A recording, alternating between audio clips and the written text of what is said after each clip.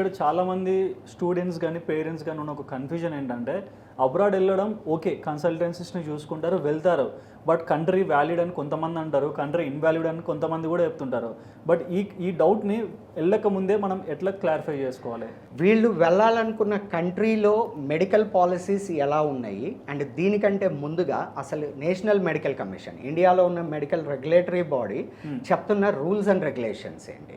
2021 ఈ ఇయర్కి ముందు మన అబ్రాడ్ వెళ్ళాలి అనుకున్న వాళ్ళు ఎలాగైనా వెళ్ళొచ్చు, ఏ కంట్రీకైనా వెళ్ళొచ్చు, ఏ లాంగ్వేజ్లో అయినా చదువుకోవచ్చు, ఎంత డ్యూరేషన్లో అయినా చదువుకొని రావచ్చు. అందరికీ వచ్చిన తర్వాత FMGE అని ఒక ఎగ్జామ్ పెట్టేవాళ్ళు, ఫారెన్ మెడికల్ గ్రాడ్యుయేట్ ఎగ్జామినేషన్. ఈ ఎగ్జామ్ పాస్ అయ్యారు అని అంటే వాళ్ళకి రిజిస్ట్రేషన్ నెంబర్ వచ్చేది, ఇండియాలో డాక్టర్గా ప్రాక్టీస్ చేసుకునేవాళ్ళు లేదా పీజీకి వెళ్ళేవాళ్ళు.